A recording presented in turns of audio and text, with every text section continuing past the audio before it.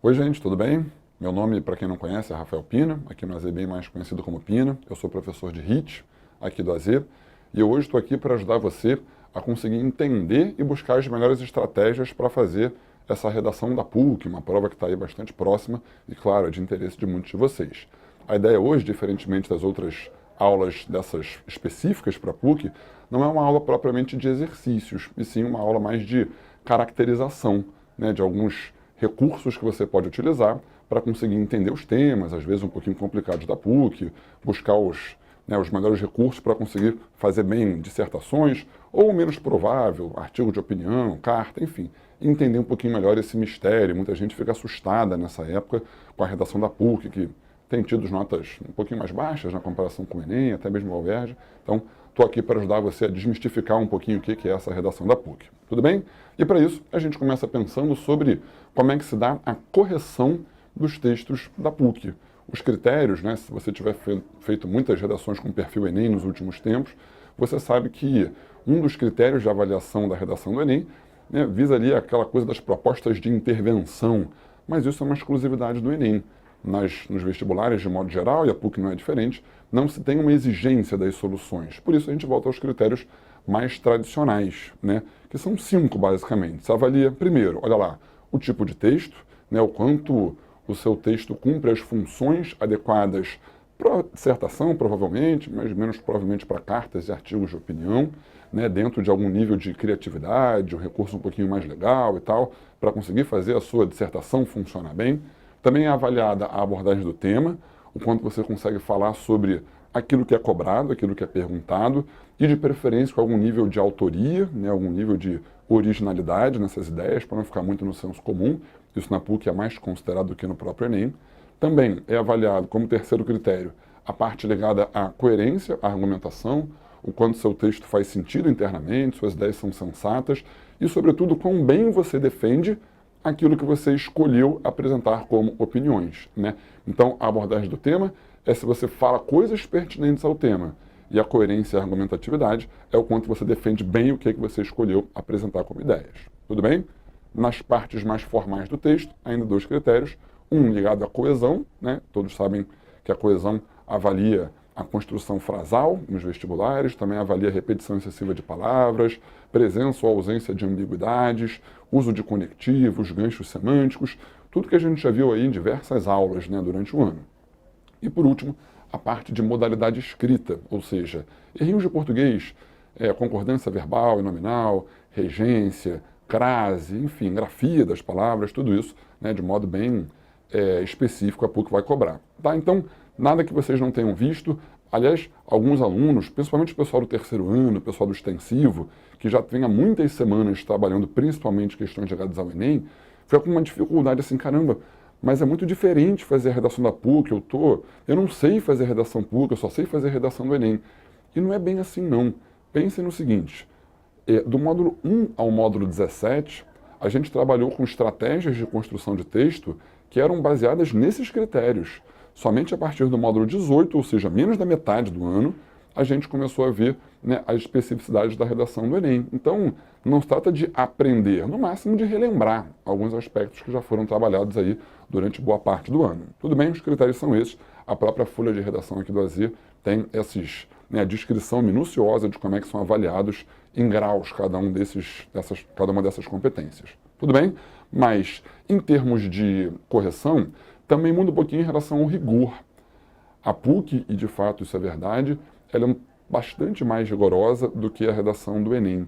As notas na PUC são mais baixas do que as notas provavelmente que você conseguiria mais facilmente atingir no Enem, né?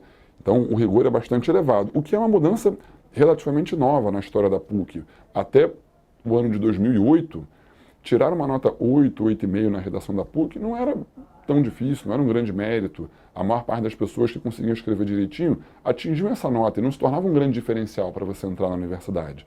Mas a partir de 2009, né, vestibular 2010, a PUC mudou um pouquinho essa estratégia de correção e passou a ser muito mais rigorosa. E as notas caíram bastante, né? Hoje em dia, se você conseguir tirar uma nota 8 na PUC, isso vai colocar você com um pé dentro da universidade, porque são raras as notas realmente altas. O rigor cresceu e com isso as notas caíram bastante. Por isso, investir numa boa redação na PUC acaba sendo também um grande caminho para você vencer aí a concorrência. Tá? Em relação a esse rigor, de todos os critérios, 2 a gente percebe que tradicionalmente são um pouquinho mais cobrados e pesam mais mesmo na perda de pontos. 2, um ligado à parte de português mesmo, porque é chatinha pra caramba com errinhos de português, então é bom ter bastante atenção, né, minimizar as chances de erros, por exemplo, e também do mesmo modo a parte de abordagem do tema. E a PUC, ela vai até na contramão do que tradicionalmente se faz nos vestibulares, né? Propostas que são um pouquinho mais complexas, abstratas.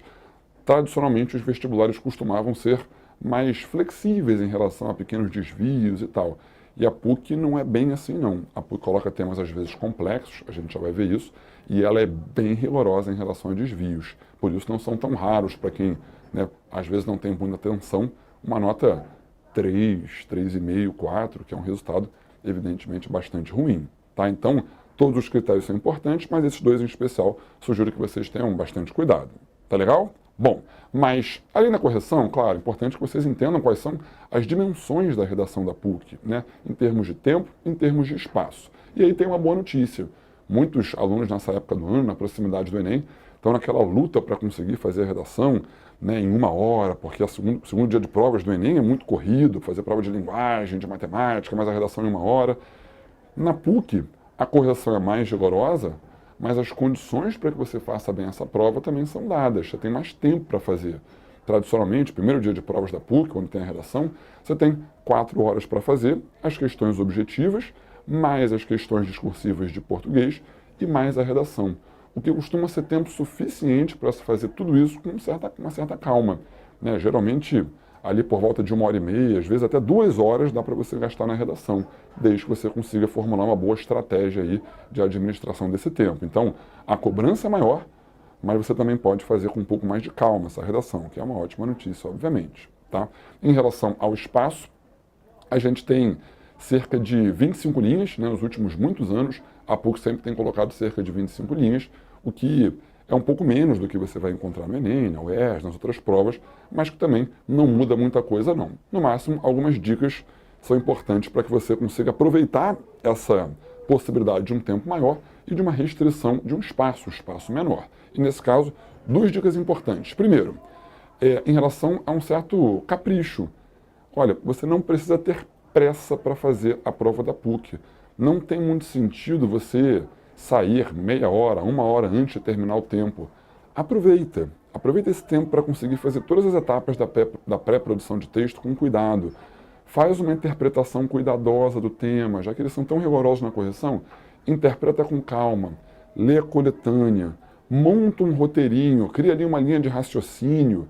Na hora de fazer a redação, antes, faz um rascunho, ajusta a linguagem para você também não ter erros, passa limpo e depois, sei que todo mundo está meio cansado nessa hora, mas faz uma revisão, olha de modo crítico para o seu texto, para identificar ali, de repente, uma crasezinha que você não colocou, uma vírgula que está separando o sujeito do predicado, enfim, errinhos que no português acabam sendo decisivos para a nota um pouquinho mais alta, um pouquinho mais baixa. Então a primeira dica é assim, capricha na hora de fazer essa redação. Você tem tempo para isso, administra legal essas 4 horas, mas tenta aproveitar para fazer o melhor texto possível. Não tem sentido correr para sair um pouco mais cedo da prova. Tudo bem? Em relação à questão do espaço, a dica é uma pequena mudança na estrutura. Pela mudança para 25 linhas, você até pode fazer a redação em 5 parágrafos também, mas é pouco provável que você consiga aproveitar 5 parágrafos de 5 linhas, são 25 no total.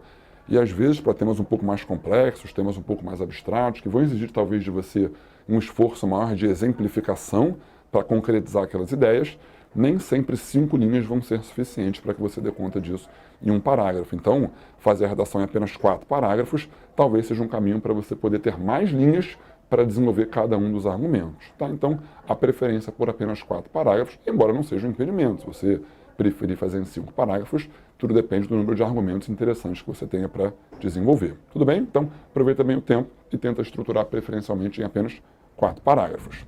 Legal? Bom, passando um pouquinho pela parte de dimensões, vamos logo à parte que talvez mais assuste aos alunos, a questão dos temas da PUC. Né? E, de fato, os temas da PUC são bem diferentes do que você tem visto no Enem. Né? Sobretudo, a percepção típica do pessoal, dos candidatos, é de que são temas mais difíceis. E se pode dizer, em certa medida, que isso faz um certo sentido mesmo, tá? Basta você comparar alguns temas que a PUC colocou nos últimos anos, né? Temas como a imaginação nos faz infinitos, tema do ano passado mesmo, né? Tema do vestibular 2015, né? Na comparação com o tema do Enem sobre publicidade infantil, um tema sobre lei seca, sei lá, são temas, né, um pouco mais difíceis, né? Mas na média os temas da PUC têm ali uma dificuldade de médio a difícil, alguns mais simples, outros até bastante complexos, tá? E essa dificuldade tem muito a ver com a natureza do tema. São temas denotativos, você não vai encontrar, pelo menos não tem sido assim já há muito tempo na PUC, propostas expressas por uma frase filosófica, uma frase poética, né, com figuras de linguagem, uma proposta implícita ou baseada num texto híbrido ou não verbal, uma charge para você interpretar. Não tem sido tipicamente assim, mas algumas frases são bastante complexas no seu entendimento, mesmo sendo denotativas, sobretudo por lidarem com questões bem abstratas, bem subjetivas, bem de reflexão mesmo. E alguns exemplos podem servir para ilustrar isso. Você já baixou ou já imprimiu, ou pelo menos tem aberto aí o arquivo PDF usado para essa aula? Se você não baixou, vou mostrar aqui para você. A gente tem aqui,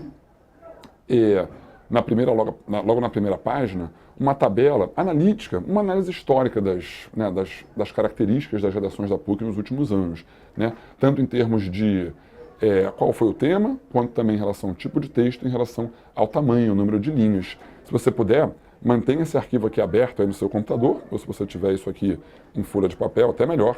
E aí você pode olhar que algumas frases até causam uma certa estranheza. Vamos lá, dando uma olhadinha. Olha aqui, ó.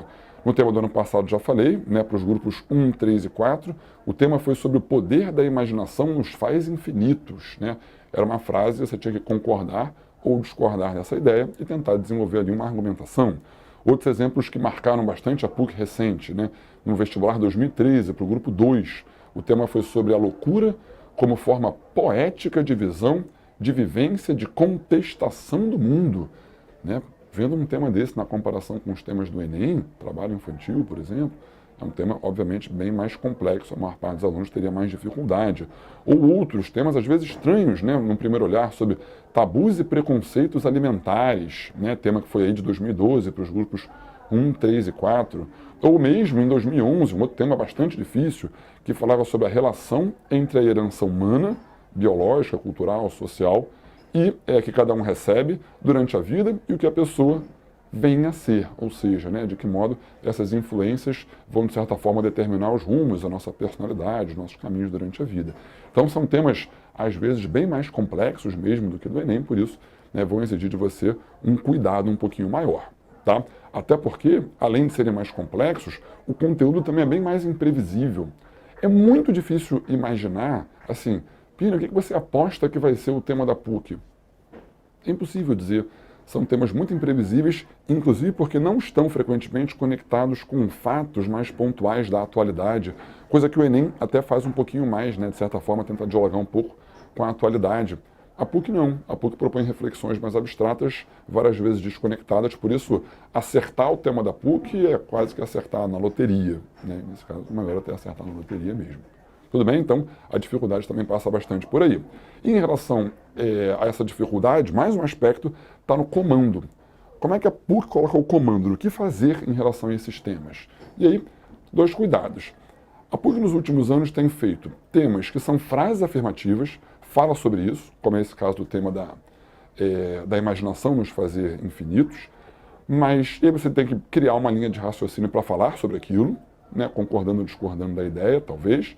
Ou nos últimos 4 temas que a PUC colocou, nos últimos 2 anos, né, com 2 grupos diferentes por ano, a PUC tem optado por colocar temas que, na verdade, não são propriamente temas.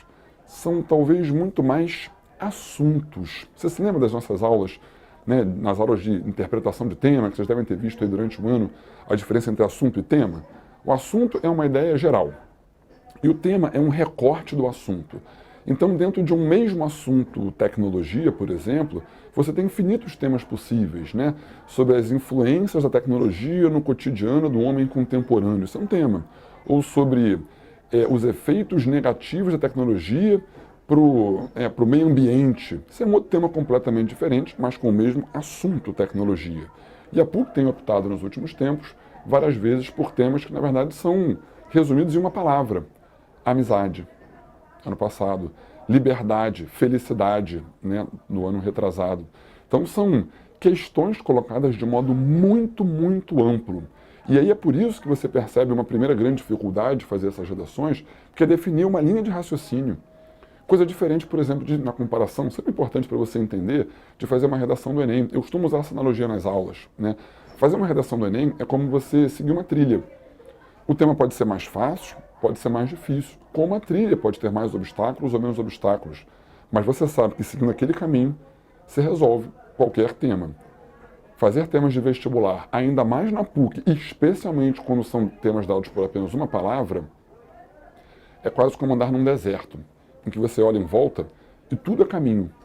Não tem nada diferente, você pode seguir qualquer caminho que você queira. E nesse caso, o investimento numa boa pré-produção de texto, em você formular ali uma linha de raciocínio, é o melhor caminho para servir quase como se fosse uma bússola para você. Quando você está perdido, é melhor você ir numa direção só do que você ficar andando em círculos, de modo que você não saia no lugar. E muita gente nesses temas da PUC acaba falando, de modo muito espontâneo, de modo, às vezes, pouco planejado, e não consegue desenvolver uma linha de raciocínio. Então, aquilo que a gente viu lá várias vezes durante o ano, né? Fazer um bom brainstorm, pensar nas possibilidades de encaminhamento para o tema, formular uma linha de raciocínio que os argumentos se complementem de certa forma, mas não se repitam, é o melhor caminho para lidar com temas como esse. E, aliás, para isso também é interessante que você use bem os textos de apoio. Várias vezes o recorte meio que dado pelo tema, nessas palavras que revelam, na verdade, assuntos, o recorte que a banca está imaginando, frequentemente acaba aparecendo aí por meio de algum texto de apoio que meio que direciona um pouquinho a abordagem. Tudo bem? Então, vale tentar ter bastante cuidado em relação a isso. Aliás, nesse sentido, para a gente já conseguir perceber, né, em relação ao uso de um bom cumprimento dos temas, eu queria ler com vocês duas redações, né? Se você puder, aí agora passa para o arquivo que está no seu computador, no seu iPad, no seu telefone, ou então me acompanhar na leitura, no texto escrito mesmo. Vou ler. É a redação número 1, vou comparar com a redação número 2. Lá no final da folha, né, nas últimas páginas, tem 8 redações sobre temas quase todos anteriores da PUC. E eu queria tentar analisar alguns deles para vocês perceberem essas dificuldades em relação ao tema. Pode ser? Peguem aí, por favor, então, lá na página 16 da folha, a redação número 1, para um tema um pouco mais antigo da PUC, mas um tema bem com a cara dos temas mais atuais, que perguntava sobre a efemeridade / transitoriedade dos fatos, dos valores, das relações e seus efeitos no ser humano. Né? Um tema aí bastante abstrato, mas bem interessante essa discussão. Vou ler com vocês, tudo bem? Preparados? Vou ler, hein? Vamos lá. Título: Mundo Tecnológico. Diz ele: computador, acesso à internet, câmera fotográfica digital, telefone celular, CD ou MP3 player. Eis o aparato de qualquer adolescente de classe média no Brasil ou no mundo.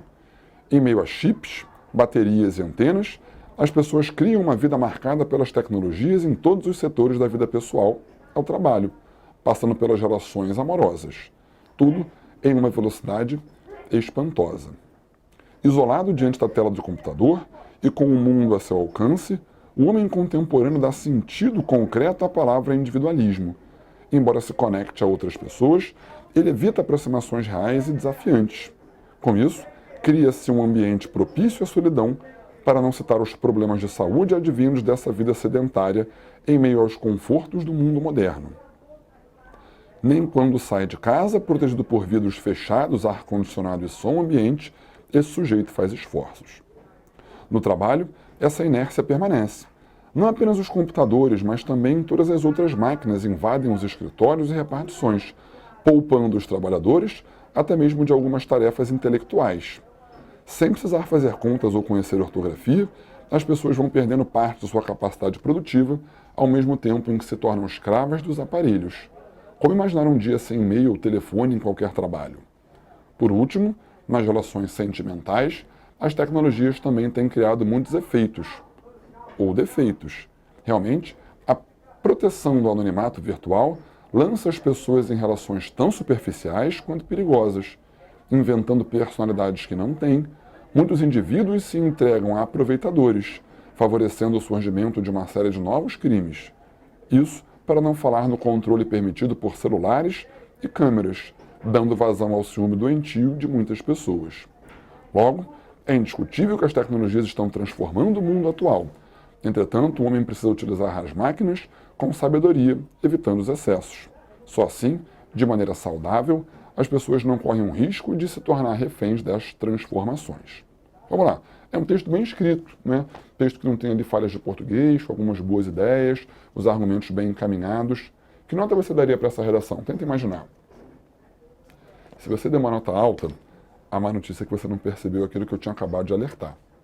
A redação é sobre o tema a efemeridade de fatos, valores e relações. E esse tema começa falando sobre isso, mas talvez por não ter feito um bom planejamento, ele acaba se desviando um pouquinho desse caminho e começa a discutir muito mais a influência das tecnologias na vida do ser humano, as transformações que o mundo, e o ser humano vem sofrendo pelo uso frequente de tecnologias. O texto é bem escrito, os argumentos são até bem construídos, mas por não ter feito um bom planejamento, o texto se desvia do foco do tema e por isso esse texto recebe uma nota baixa. Esse texto não chegaria sequer a uma nota 5 na redação da PUC. Falei para vocês, a PUC é bastante rigorosa em relação a isso. Tudo bem? Então, atenção. Muito melhor do que isso é a redação número 2. Sobre o mesmo tema, para a gente comparar. Dá uma olhadinha. Olha lá, redação número 2, cujo tema é tempo de reflexões. Vamos ler? Olha lá, dizer assim. Em nenhum outro tempo, o tempo foi tão importante quanto hoje.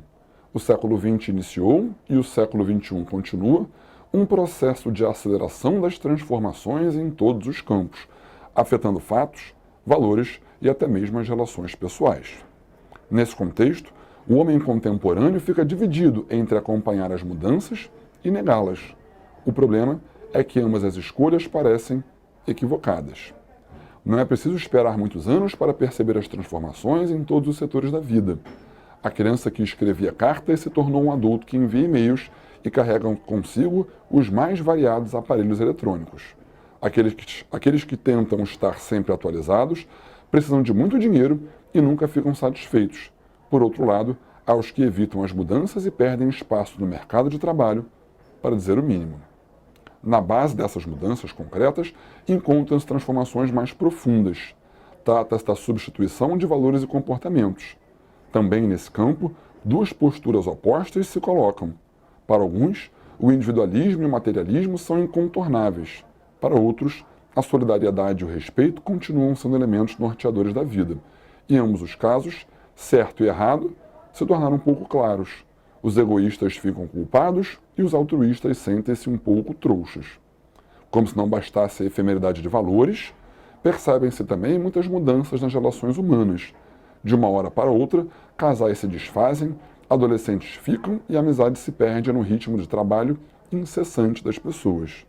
Entre manter relações estáveis e aproveitar a vida, os indivíduos têm pouco a ganhar. Escolher uma postura significa perder a outra, e a sensação de perda é negativa para todos. Torna-se relativamente claro, portanto, que o homem contemporâneo enfrenta um dilema: submeter o tempo ou submeter-se ao tempo. Todavia, mais do que fazer todas as escolhas da vida segundo uma dessas perspectivas, talvez seja o caso de mudar de atitude, escolher menos e refletir mais. Com tempo para pensar, perde-se menos tempo pensando no que se perdeu. E aí o título, tema de reflexões. Repara que agora ele passou, o texto passa a redação inteira discutindo exatamente a ideia da efemeridade, exatamente a ideia da transitoriedade, da fugacidade, o quanto tudo hoje em dia muda muito rapidamente. Os fatos mudam muito rapidamente por conta da tecnologia. Os valores se transformam muito rapidamente, Certos e errados às vezes não têm fronteiras tão claras. Em algumas décadas a perspectiva completamente muda. E mesmo as próprias relações que a gente desenvolve com os outros, relações de amizade, profissionais ou mesmo amorosas, tendem a ter uma duração cada vez mais curta. E é exatamente essa discussão sobre a efemeridade de todos esses aspectos. Aí é um texto, em termos de qualidade, não tão melhor em termos de escrita, argumentatividade do que o outro, mas um texto, esse sim, com uma nota já muito melhor. Um texto que, na época, quando foi feito, se aproximou aí da nota máxima. Tudo bem? Então, atenção ao tema e cuidado sobre como fazer isso. Legal? Tá? Para ajudar você nisso, vamos voltar lá para os slides, um ótimo caminho é fazer um bom uso da coletânea. Olha aqui, ó, mas né, tentar entender a coletânea, que é uma das grandes também questões aí dos alunos, né, porque a PUC tem algumas características bem específicas em relação à coletânea.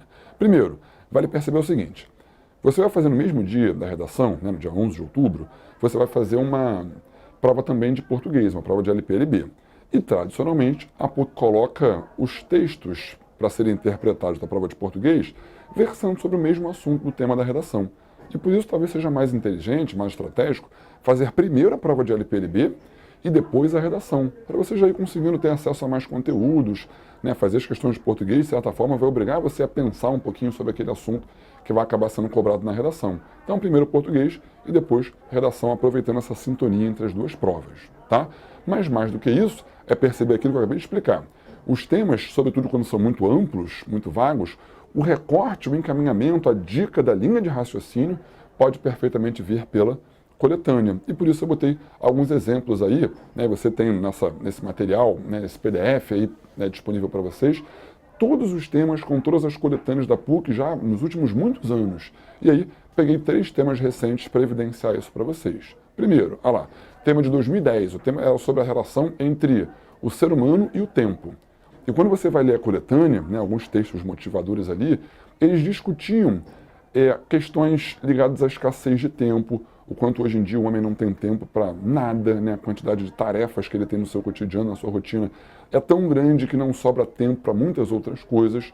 Dentro dessa lógica, os textos de apoio também falavam sobre a pressa, o quanto que a quantidade muito elevada de coisas gera um ser humano muito apressado, muitas vezes marcado pelo imediatismo, né, a gente não tem tempo, não tem paciência de esperar, né? Basta ver a sua ansiedade, por exemplo, diante de um elevador que demora a chegar, ou dentro de um telefone, um aplicativo, WhatsApp, começa a demorar um pouquinho mais para abrir, cara, um segundo a mais você já fica impaciente, né? Então, exigindo ali, ou pelo menos sugerindo pela coletânea, uma necessidade de mudança de postura. Então, um tema sobre a relação do homem com o tempo pode abrigar 1000 argumentos diferentes, mas a coletânea meio que sugeria esse tipo de abordagem. A mesma coisa pode ser vista, por exemplo, num dos temas de 2012, sobre tabus alimentares. É um tema aparentemente meio estranho, mas a coletânea ajudava bastante a esclarecer, que não era uma discussão sobre comida propriamente. A discussão era, em grande parte, cultural.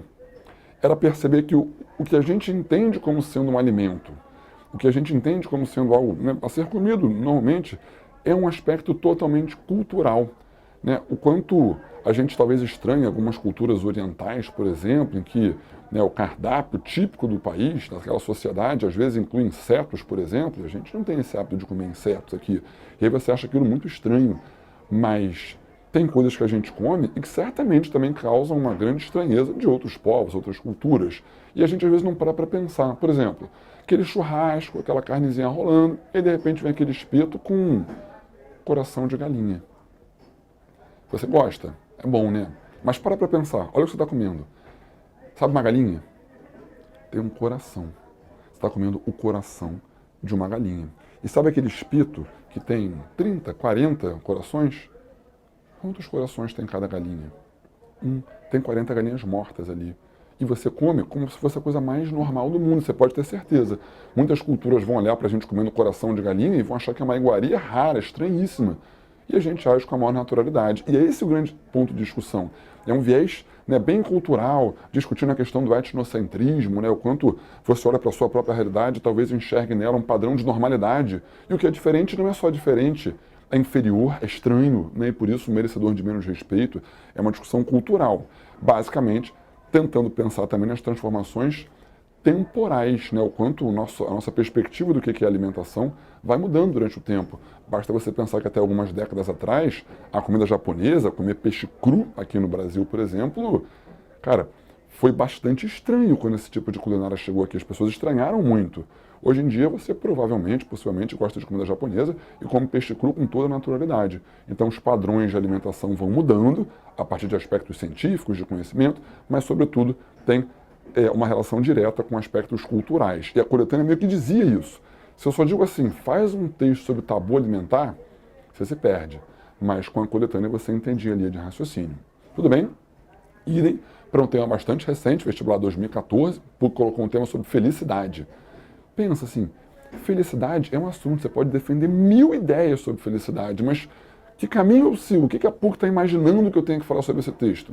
Aí você vê na coletânea, e os textos, né, o texto de apoio falava bastante sobre a mudança de perspectiva, do que a gente entende hoje que é ser feliz, em comparação com outras épocas, né, sobre a incerteza desses objetivos que vão deixar você feliz, até discutir um pouco o quanto o ser humano ele é, talvez por essência, infeliz. A gente busca grandes conquistas e imagina que essas conquistas vão trazer uma felicidade plena, eterna, infinita. E aí, pouco tempo depois, a gente de novo se insatisfaz e quer buscar novos objetivos. Então, discutir o quanto é possível chegar a essa felicidade, o quanto, às vezes, a gente tem lembranças, memórias de outras épocas da infância, de modo meio idealizado, de que no passado as pessoas eram mais felizes, ou que na infância você era mais feliz, e às vezes não é necessariamente verdade isso. Então, a coletânea te dava muitas informações, ideias, para você criar essa tese, essa linha de raciocínio aí, e acabaram se perdendo. Tudo bem? Então, não deixem de usar a coletânea de modo bastante cuidadoso para atingir esses tópicos fundamentais que talvez sejam os mais recomendados pela banca da PUC. Legal? Mas eu sei, você está um pouco angustiado, porque a PUC também tem uma outra característica. Olha aí, ó, uma coisa em relação ao uso da coletânea. Nas outras bancas, você é convidado a usar a coletânea. Você pode usar, extrair uma ideia ali, de repente incorporar sua argumentação. Só que na PUC, pelo menos nos últimos anos, você não tem sido convidado a usar, você tem sido obrigado a usar. A PUC coloca como tarefa, uso obrigatório mesmo, né? E por isso, claro, o caminho é você cumprir cuidadosamente, rigorosamente, as instruções da banca. É para você ler a instrução, aquela parte inicial ali em que a banca coloca lá, olha, use a coletânea de tal modo. E aí, os modos como você vai usar a coletânea podem ser muitos. Cara, aí é uma questão de bom senso. Questão de você ter um certo cuidado mesmo sobre aquilo que a banca está determinando. E aí, para ilustrar bem essa imprevisibilidade na forma de comando, eu coloquei aí os temas dos últimos 2 anos da PUC, né, vestibular 2014 e vestibular 2015. Dá uma olhadinha. Olha só, o tema de 2015 dizia aí, ó, ele pedia lá para os grupos 1, 3 e 4. Tá? Deve-se citar algum pensamento, frase ou ideia do artigo abaixo, inserindo a fonte de referência em seu texto. Então você precisava mencionar o artigo, inclusive com a fonte, dizer qual é o nome do texto, dizer quem é o autor do texto e citar, extrair um fragmento do texto, pelo menos uma ideia, e usar isso na redação de modo explícito. Isso está sendo avaliado. É para você acreditar na instrução da PUC. Se é para você citar, se é para transcrever, faz isso, dá um jeito. Tudo bem? É claro que isso vai ocupar algumas linhas da sua redação, mas tentar ajustar aí o espaço para administrar do modo mais natural possível. E, aliás, esse é um grande desafio. Muita gente, na hora que vai tentar usar esse texto de apoio, faz isso de modo meio forçado, né? Assim, cita uma frase porque tem que citar, mas não encaixa isso no texto propriamente. O ideal, tenta pensar nisso, assim, é fazer com que esse uso seja tão natural a ponto de que talvez valesse a pena usar, mesmo se a banca não tivesse dado essa obrigação. É fazer com que o texto pareça assim, você não está usando porque você foi obrigado a usar, e sim porque você achou que era uma boa ideia usar.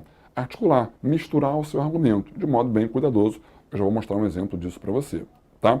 Ainda no ano de 2015, o pessoal do grupo 2, a gente teve um comando um pouquinho diferente, né, que aliás foi o comando do simulado, né, que a gente fez aí algumas semanas atrás, em que se dizia lá, ó, seu texto deve comentar obrigatoriamente alguma parte, pelo menos do texto abaixo, seja para concordar com ele ou para discordar de seu teor, acrescentando a devida referencialização. Ou seja, de novo, tem que dizer qual é o texto, quem é o autor e, de alguma forma, comentar as ideias que estão ali presentes, concordando com elas ou discordando delas numa lógica bem contra-argumentativa. Mas isso tem que ficar explícito na sua redação. É tarefa. O corretor vai ler a sua redação procurando a parte do texto em que você fez isso. Portanto, tem que ter esse cuidado, tá? Fazer isso de modo bastante evidente, mas articulado e natural ao mesmo tempo. No ano de 2014, nos dois grupos, o comando sobre o uso da coletânea era o mesmo. Dizia lá, seu texto deve conter obrigatoriamente um resumo do texto abaixo, em forma de discurso indireto ou paráfrase com a devida fonte mencionada na redação. E de novo aparece lá, com a devida fonte mencionada. Tem que dizer quem é o autor, dizer qual é o nome do texto e tentar fazer, de alguma forma, um resumo, pegar a essência. Não é resumir o texto na redação inteira, mas pegar a ideia fundamental do texto e, de certa forma, desenvolver aquilo dali. Seja para concordar com aquilo, seja para discordar daquilo, por meio de um discurso indireto, fazer referência àquilo. Né? Então, no texto, o autor diz que e explica qual é a ideia, ou por meio de paráfrase, né? Repetir a ideia só mudando um pouquinho as palavras. Mas, basicamente, tem que cumprir essa boa exigência. Mas para a gente não ficar só na teoria, já que talvez seja um pouquinho difícil de concretizar isso, eu queria para um exemplo, um tema, né, bem recente, 2015. O pessoal que fez aí os grupos 1, 3 e 4, né, o tema era sobre o poder da imaginação nos faz infinitos. Tema, né, bem abstrato, bem reflexivo e tal. Vamos lá. Aí a tarefa dizia lá, né, citar algum pensamento, frase ou ideia do artigo abaixo, inserindo a fonte de referência no seu texto. E aí, peguei um parágrafo de desenvolvimento em que o aluno fez isso bastante bem, né, de modo bem natural. Dá uma olhadinha, eu vou ler para você, está projetado no seu slide. Olha lá, dizia assim, ó, é o segundo parágrafo de desenvolvimento do texto, tá? Dizia ele, por outro lado, a inventividade tornou-se necessária para o homem que vive seguidos choques de realidade. O escritor Marcelo Gleiser, no texto A Festa da Imaginação, afirma que é possível transformar a realidade em algo aparentemente mágico usando justamente a imaginação. Em outras palavras, ironicamente, o adulto estressado e ocupado precisa reaprender o que já nasceu sabendo, a arte de ser criança, de suplantar a realidade. Em certo sentido, portanto, a imaturidade talvez seja um defeito virtuoso imprescindível, por mais paradoxal que pareça.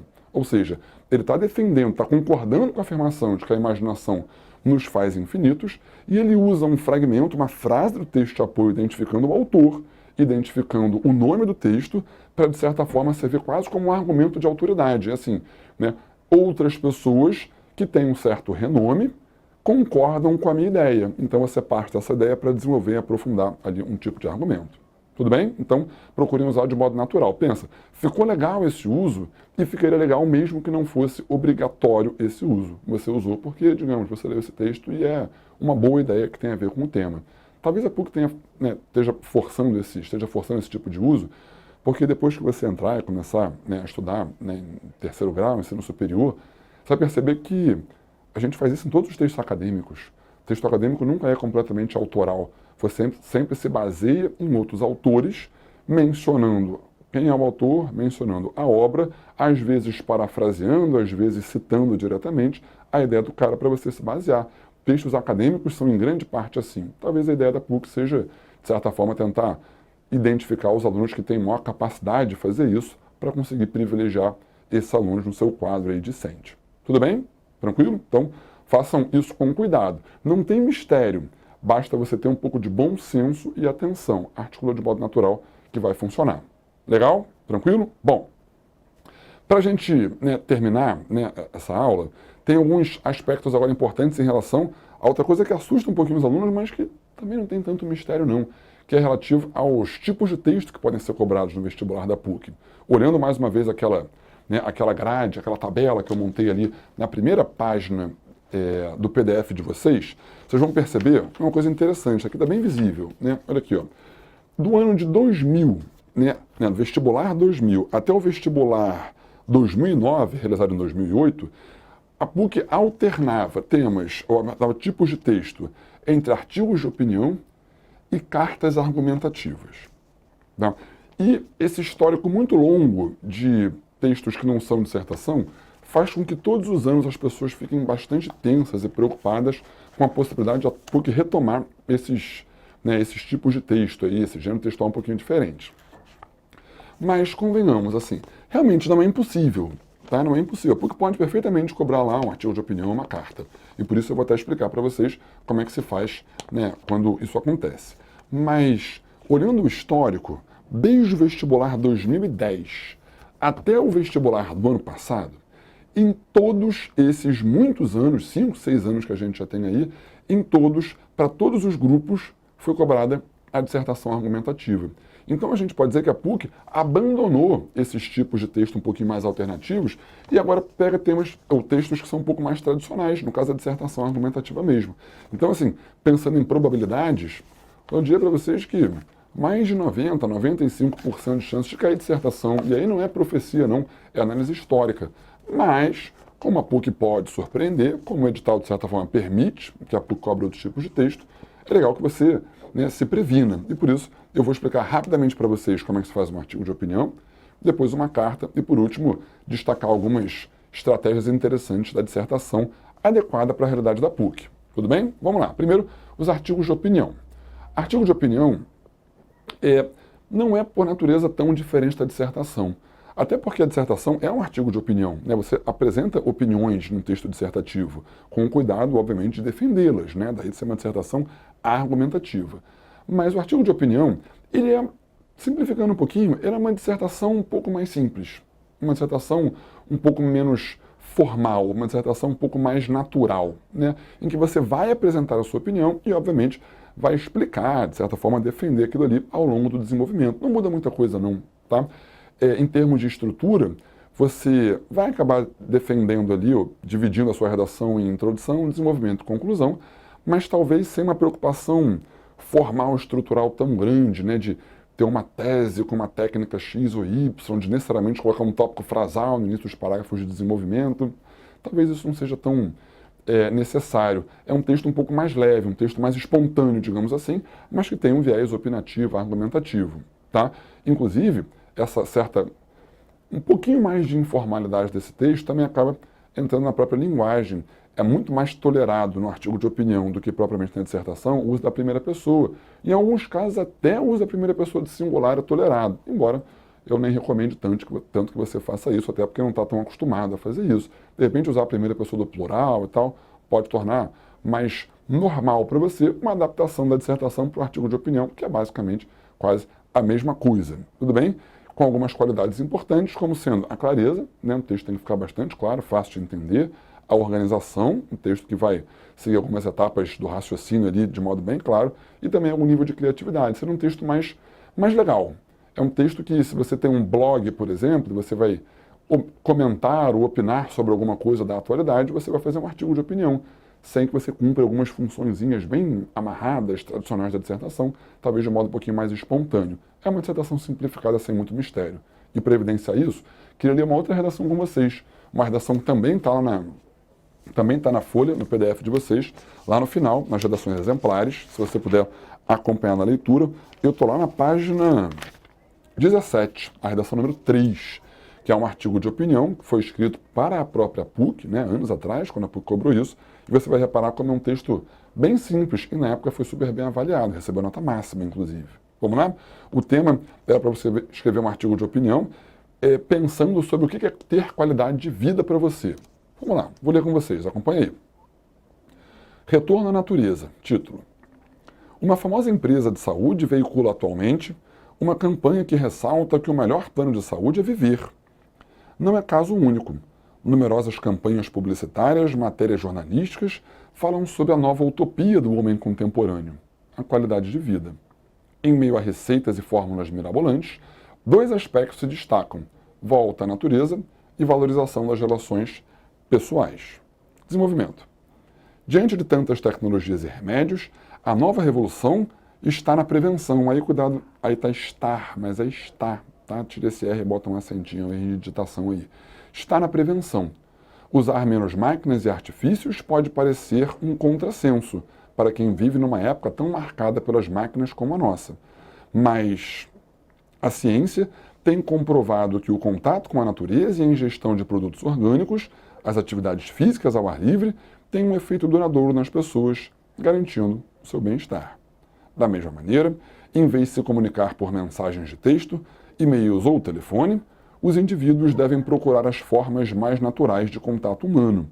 O encontro com amigos, o namoro, a conversa de bar podem ajudar as pessoas a reencontrar aquilo de mais humano que o trânsito, o trabalho e a televisão vão aniquilando. Em resumo, as pessoas precisam procurar um pouco mais de equilíbrio em suas vidas. Em um mundo marcado pelas coisas artificiais, isso significa recuperar os valores mais básicos e naturais que apontam para a origem dos tempos, numa espécie de paraíso perdido. Pode não ser a fonte da felicidade eterna, mas nos ajuda a ter menos estresse, sedentarismo e ansiedade, ou seja, mais qualidade de vida. Repara, se parece bastante com uma dissertação, paragrafação irregular, né, em 4 parágrafos diferentes, a introdução apresentando o tema, de certa forma direcionando a abordagem, parágrafos de desenvolvimento que sustentam uma ideia, uma conclusão que impõe uma reflexão final ali e tal, interessante. Então, basicamente é você tentar fazer uma dissertação com uma linguagem um pouquinho mais simples, você vê que não é um texto tão formal ou tão pesado assim, né, de modo um pouquinho mais espontâneo. Tudo bem? Então, adapta minimamente aí o que você sabe de dissertação e esse já é um artigo de opinião. Não sofre. Legal? Tá bom? Bom, passando aí o artigo de opinião, aí o que talvez seja um pouquinho mais diferente, no caso, são as cartas, né? As cartas que apareceram poucas vezes, é verdade, mas já apareceram em temas mais antigos da PUC. É muito improvável que caia uma carta, mas impossível não é. Então, legal que você tente entender como é que funcionam, né, essas cartas. Vamos lá. Primeiro, em essência, as cartas são um texto bem diferente da dissertação ou mesmo do artigo de opinião, porque a carta é um que a gente chama de um texto de interlocução. O que quer dizer um texto de interlocução? É um texto em que eu sou alguém especificamente, um emissor identificado, e eu estou enviando a carta para alguém, um receptor, que também é específico. Tá? Uma dissertação, um artigo de opinião você até tem uma identidade talvez ali, mas uma dissertação, você não é ninguém especificamente, você não tem uma autoria da dissertação. E você escreve aquilo para quem for ler, sei lá. Mas numa redação que tem que escrever uma carta, pensa numa carta. Uma carta, quando você escreve de alguém para alguém. E por isso, a carta tem algumas modificações que são exatamente em função dessa sintonia entre o que tradicionalmente é uma carta que você enviaria, né, interlocução, e que você vai fazer no vestibular. E aí, a estrutura, ela também é um pouquinho alterada, sobretudo por exigência de alguns aspectos formais. Isso é um pouquinho chato, tá? É meio chatinho isso, mas é importante. A PUC não exige, quer dizer, a carta não exige título. A PUC exige na dissertação, tá? Tem que ter título. Mas as cartas não têm título. As cartas começam na linha 1 pela apresentação do local e da data. E aí você coloca lá, Rio de Janeiro, 11 de outubro de 2015, né? Faz o mês por extenso e tal, direitinho. Tá? Depois você, de preferência, pula uma linha e aí vai fazer um vocativo, escrever um vocativo, que é assim, para quem você está enviando a carta? A carta é para os seus pais, a carta é para o seu chefe, a carta é para o prefeito, a carta é para os editores de uma revista, sei lá, e aí você coloca um vocativo identificando, sempre tendo cuidado com o ajuste em relação ao nível de formalidade da carta. Tá? Isso quer dizer o seguinte, escrever uma carta para o seu irmão ou para o seu amigo, a carta pode ser um pouquinho mais informal, e o vocativo acompanha isso, do que uma carta para o prefeito, para um juiz, sei lá, para os editores de uma revista. Então, o ajuste de formalidade da linguagem também depende exatamente dessa relação de interlocução. Tá? Então, o vocativo, prezado senhor prefeito, então, queridos pais, sei lá. Então, tenta identificar ali para quem você está enviando a carta. Bota o vocativo, vírgula, de preferência pula mais uma linha, e aí começa o texto propriamente dito. Com a introdução, provavelmente 2 parágrafos de desenvolvimento e uma conclusão. Tá? A introdução, ela não tem necessariamente que colocar uma tese, técnicas de contextualização típicas da dissertação. Pensa que a introdução, cara, é o que dá sentido para a carta. Ou seja, em outras palavras, a introdução é você talvez se apresentar e dizer qual é o objetivo da carta. Né? Então, senhor prefeito, estou enviando essa carta porque estou insatisfeito com o serviço tal prestado na minha comunidade. Estou enviando essa carta para solicitar mudanças nesse funcionamento. Pronto, isso é uma introdução. Pode ser até um pouquinho mais curta, bem mais simples do que a introdução de uma dissertação. Tudo bem? No desenvolvimento é a parte argumentativa, e aí não faz muita diferença em relação à dissertação. É defender ideias, às vezes usando contra-argumentação, né? Por isso, legal que você esteja bem treinado na argumentação de modo geral. E aí, a conclusão é basicamente você reiterar o pedido, ou reiterar a sua opinião ali, tentando, né, apresentar uma expectativa de que o objetivo da sua carta seja atingido. Tudo bem? Então, introdução, desenvolvimento, conclusão, com pequenas alterações nos extremos, na introdução e na conclusão. Terminou a conclusão, vem uma outra parte importante, que é a parte da despedida, que assim como o vocativo, também vai estar ajustado ali a um teor de formalidade específico, né? Se for para uma pessoa, né, com quem você teoricamente tem um pouco mais de intimidade, um amigo, sei lá, você pode dizer, né, um abraço, ou então com carinho, com afeto, né, com saudade, sei lá.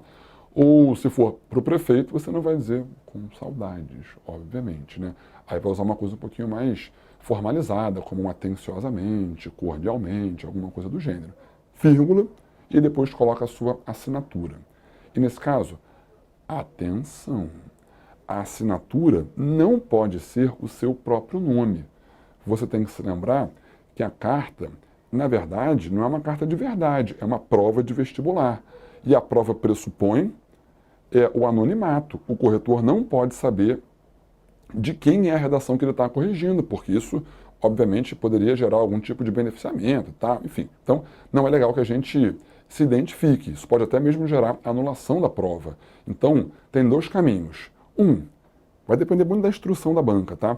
Assinar de modo genérico por uma ocupação, um brasileiro, um cidadão, um estudante, e a banca frequentemente indica como fazer isso daí, ou se não houver nenhuma instrução em relação a isso, você pode até mesmo colocar as iniciais do seu nome, ou qualquer inicial, né, na verdade. Então, colocar lá R, P, S, C, P, J, sei lá. Então, tentar identificar por letras maiúsculas e pontos quais seriam as iniciais do seu nome, para que o corretor não saiba quem está escrevendo. Tem que ter uma assinatura, porque isso faz parte dos aspectos formais da carta, mas, ao mesmo tempo, não pode ter a identificação verdadeira de quem é o candidato. Por isso, esses são os caminhos mais tradicionais. Legal? E aí, em termos de linguagem, a linguagem, como eu já falei, assim como os vocativos, ela também vai ser ajustada para o nível de formalidade determinado pela interlocução. Né? Uma carta um pouco mais formal, mais informal, vai ser determinado pelo teor da carta e para quem você envia.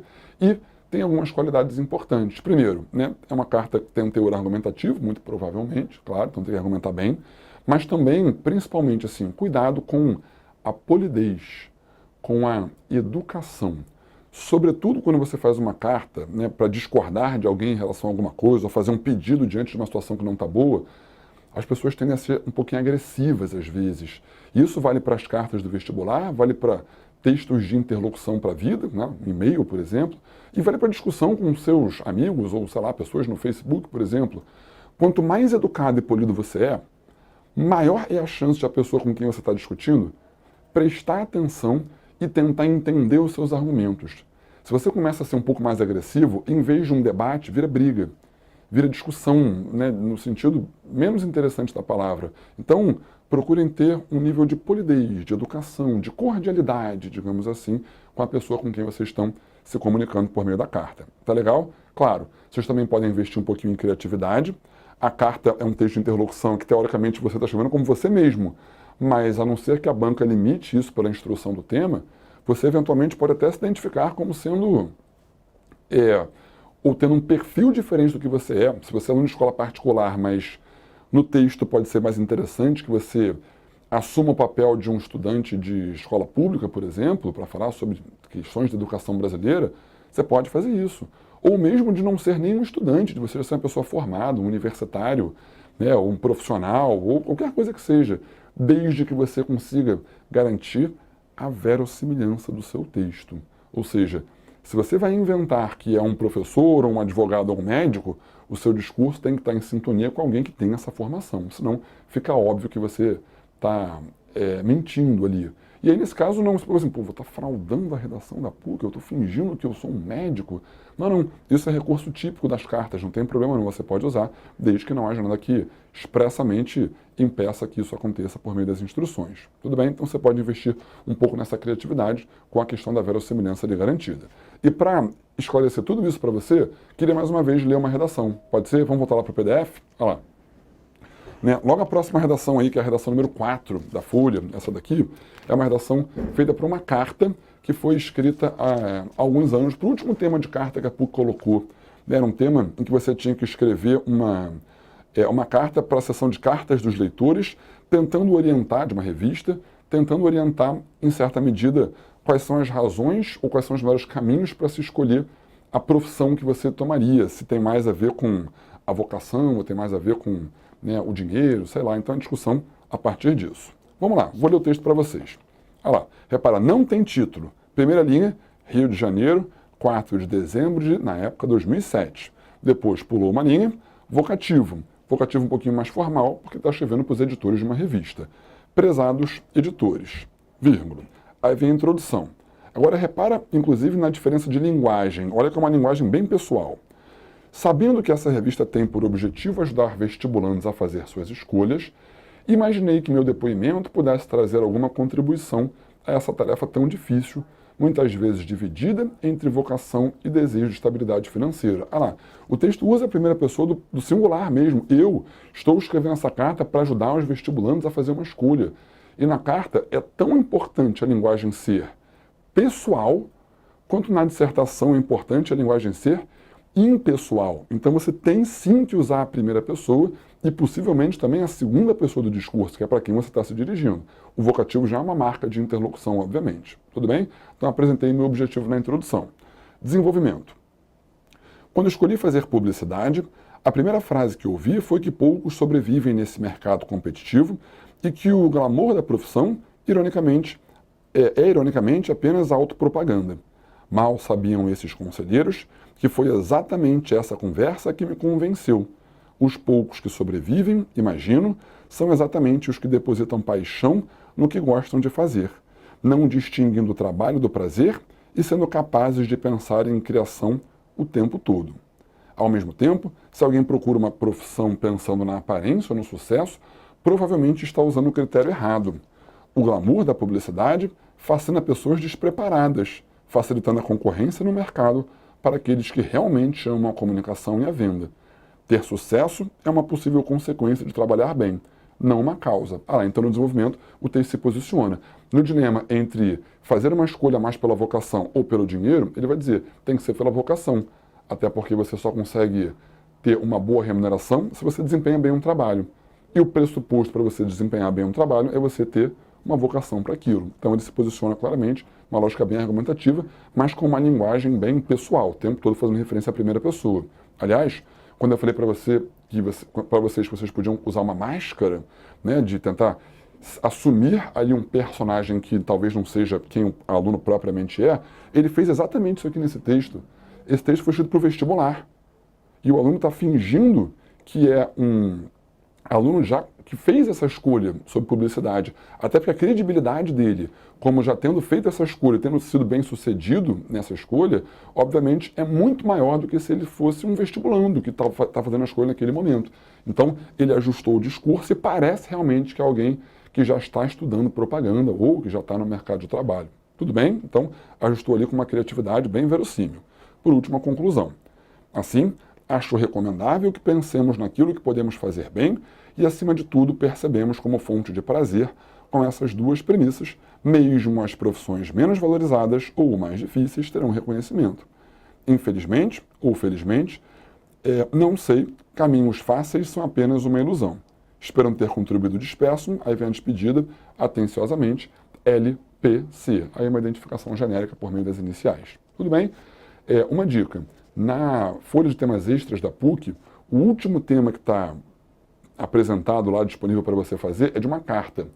De verdade, eu não aposto em carta. É pouco provável, mas é possível que caia uma carta. Se você quer se prevenir, quer se precaver, legal, faz pelo menos uma cartinha. O artigo de opinião você consegue adaptar, uma dissertação simplificada, mas a carta tem algumas mudanças, então é recomendável que pelo menos umazinha você faça, só para não chegar lá nessa ansiedade de ter um tipo de texto diferente da dissertação. Legal? Para a gente terminar, agora, no nosso último slide, o tipo de texto que certamente é o mais provável, que é a dissertação. Tá? A dissertação tipicamente é argumentativa. E aí não tem muito mistério, não. É uma dissertação, um texto em que você vai formular uma tese, um ponto de vista colocado na introdução, e vai fazer uma argumentação ao longo do desenvolvimento, tentando, na sua estrutura, cumprir as funções bem típicas. Vale dizer e vale lembrar. Na introdução, fazer uma contextualização, de preferência algum nível de criatividade. A interdisciplinaridade que vocês às vezes usam no Enem também é bem-vinda em qualquer prova de vestibular, inclusive na própria PUC. Então, uma introdução cultural, uma introdução histórica, são sempre boas estratégias, não tem que mudar muito não, tá?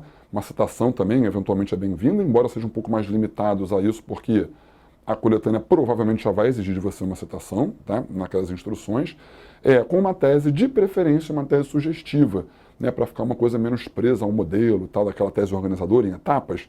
A sugestiva é um pouquinho mais criativa, né? Para o texto ficar um pouquinho mais legal. No desenvolvimento, formular tópicos frasais que expressem a ideia, né, que resume a essência de cada desenvolvimento, cada parágrafo de desenvolvimento, e tentar fazer uma boa argumentação, uma boa comprovação daquilo, com um gancho para o parágrafo seguinte. Tá? O desenvolvimento bem tradicional, como vocês, né, já exercitaram bastante ao longo do ano. Talvez a maior dificuldade aqui seja a parte da conclusão. em que você não tem que trabalhar com propostas de intervenção. E aí fica aquela angústia assim, pô, Pina, mas eu não sei mais fazer eu não sei mais fazer conclusão se não for com proposta de intervenção. Eu fico imediatamente pensando lá no governo o que pode fazer, nas ONGs o que podem fazer na mídia. Não, calma. O que você vai fazer é usar as mesmas estratégias que foram trabalhadas na aula de conclusão lá no início do ano e que você exercitou durante algumas semanas antes de a gente começar a falar especificamente sobre Enem. Vai lembrar estratégias como a analogia, como a reflexão, como a ressalva. São boas estratégias que depois vão encaminhar para aquela circularidade, né, com relação à introdução e ao título. Se para você está muito distante, não está conseguindo se lembrar bem disso, uma dica é para o pessoal do terceiro ano e para o pessoal do extensivo, que teve essa aula bem mais tempo, o pessoal do intensivo teve essa aula bem mais recentemente, vale de repente dar uma olhadinha no caderno e principalmente na apostila, né, no módulo 4. Foi o módulo de conclusão e lá na apostila tem vários exemplos de estratégias que você pode relembrar, né, aprofundando um pouco mais a análise de uma reflexão, fazendo uma analogia com o investimento em uma linguagem criativa, enfim. Tentem se desprender um pouquinho da coisa das propostas de intervenção, você tem muito mais liberdade para fazer conclusões mais legais, mais criativas, mais diferenciadas. O Enem amarra um pouquinho mais isso. Tudo bem? A linguagem, obviamente, na PUC não é diferente, uma linguagem pessoal, bastante formal, claro, né? Não é tão informal quanto um texto de opinião, em que se prioriza na PUC uma série de qualidades importantes. Claro, organização, clareza e tudo mais, mas também se valoriza o senso crítico, uma análise um pouquinho mais original, um pouco mais criativa, com uma argumentação um pouco mais consistente, com um pouco mais de profundidade, e talvez seja aí, juntamente com a questão dos temas um pouquinho mais complexos, abstratos, onde reside talvez a fonte de notas um pouco mais baixas na redação da PUC. Né? Um texto que meramente fale do óbvio, do senso comum, ele não costuma ser premiado com notas muito altas. A PUC talvez hoje, pelo menos no universo aqui Rio de Janeiro, seja a prova com a correção de redação mais rigorosa. As notas têm sido mais baixas na PUC do que até mesmo na UERJ, que tradicionalmente é uma banca bastante exigente. E isso também tem a ver com a coisa da originalidade, da profundidade e tal. Então, como você vai ter tempo, vale assim, parar para pensar. O que todo mundo vai dizer? E aí tenta aprofundar bem aquilo, fazer algum tipo de ressalva um pouco mais original e tal. Você não precisa necessariamente concordar com a coletânea. Um bom caminho, às vezes, pode ser, especialmente quando a instrução deixa isso claro, identificar a ideia da coletânea, eventualmente mencionar aquela ideia, mas discordar dela, que é uma coisa que pouca gente vai ter coragem de fazer nas redações, porque isso é mais difícil mesmo, claro.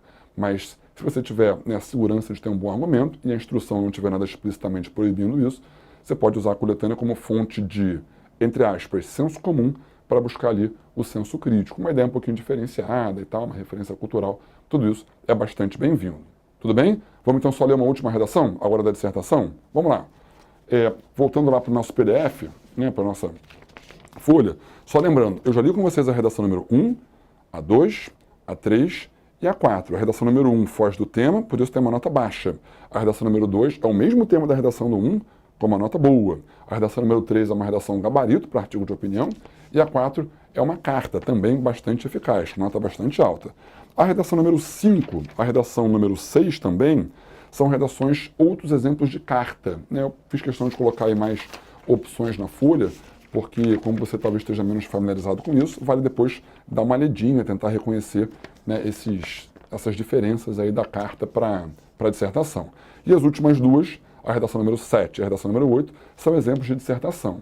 A redação número 7 é uma redação super bem escrita, mas que não tem uma nota tão boa porque ela não atende perfeitamente ao tema. Também é um caso de um desviozinho do tema ali, tá? Por isso a nota não é tão boa, é uma nota intermediária. Uma redação bem melhor é a última da folha, lá começando pela página 18, uma redação por um tema que na época causou grande insegurança dos alunos, que era aquele tema sobre viagem, né? O tema da PUC de 2013.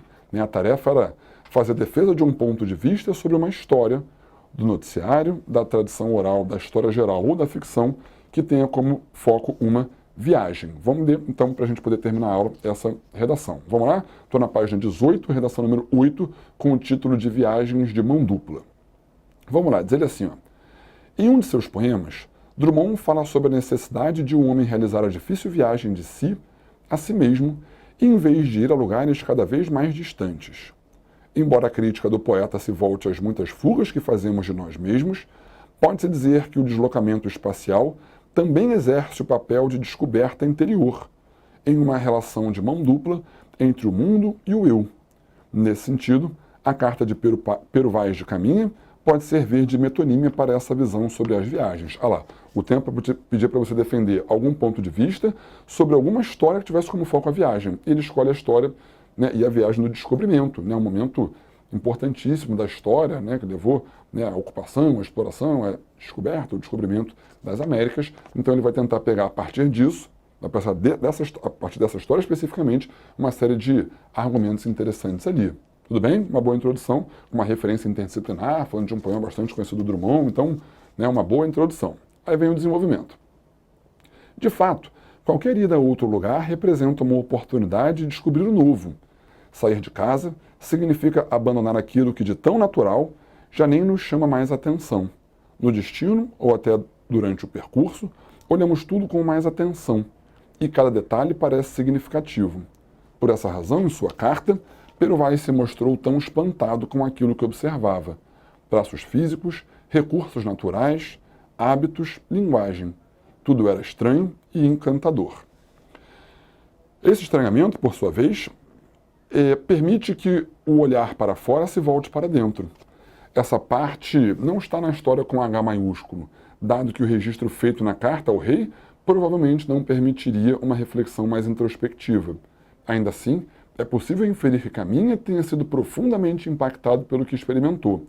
Se indo a outro bairro já sentimos essa influência, muito maior deve ter sido a redescoberta interior vivida por alguém que encontrou um novo continente, com uma história e uma realidade tão contrastantes com a sua. De forma análoga, o contato de Cabral com sua equipe, com a nova terra, também teve impactos nesse outro que aqui vivia. Como a história nos mostra, um novo país se construiu a partir dessa viagem, muitas vezes às custas dessas culturas nativas. Afinal, nem todos os viajantes têm a mesma postura de Caminha, no sentido de ficar maravilhado com as novidades. De qualquer maneira, o anfitrião também passa por uma viagem às avessas, pois sofre alguma influência do visitante. Então, há lá um desenvolvimento em que ele explora bastante a partir da viagem do descobrimento, né, o impacto que existe na viagem, ou seja, no conhecimento, no contato com outras culturas, de outros espaços, tanto para quem está viajando, quanto para quem recebe esse viajante. E ele pega a partir de uma história especificamente e cria uma argumentação bem interessante em relação àquilo. Tema difícil, mas super bem abordado nessa redação. Tá? Para fechar a conclusão, dessa forma, a carta de Pero Vaz de Caminha ilustra o que muitas outras narrativas de viagem, fictícias ou reais, poderiam representar. Viajar é transformar a si mesmo e ao outro. Nem sempre, é claro, a mudança significa ganhos para todos. No entanto, se o viajante tiver o espírito de fazer do estranhamento uma fonte de riqueza, os deslocamentos físicos podem sim ajudar o homem a se redescobrir e, quem sabe, a se melhorar, realizando o que Drummond sugeria. E esse finalzinho dialoga com o início, gerando aquela tal circularidade tão desejada nas redações de modo geral, né, das dissertações, e também com o título, falando lá sobre viagens de mão dupla. Né? Então, uma abordagem adequada do tema, com um nível de argumentatividade bastante claro, com algumas ideias que não são tão óbvias, originais, uma boa escolha de qual é a história sobre viagem que ele usa para formular uma argumentação, por isso uma redação que recebeu uma nota muito alta, muito próxima de 10 ali no vestibular da PUC propriamente. Tudo bem? Né? Uma redação que vale como espelho aí, ou como ideal. Claro que não é fácil fazer uma redação como essa, mas se você conseguir trabalhar aquilo que foi visto durante o ano, né, as técnicas de introdução, desenvolvimento, conclusão, cuidado com o tema, usar bem o texto, o tempo que você tem para revisar o seu texto, evitando desvios e errinhos ali de português, às vezes por desatenção, a chance de você conseguir fazer uma redação nota, né, pelo menos média ou boa, é bastante grande. Dá até para conseguir notas excelentes, mesmo que elas não sejam tão comuns. Legal? Uma dica. A gente já tem algum tempinho até a prova da PUC, não deixem de fazer os temas extras, né? Se você tem um interesse, o foco na PUC, não deixe de fazer alguns temas, pelo menos, né, o da carta, sobre a proposta que está lá nos temas extras. Tá? Disponível aqui no site também para você.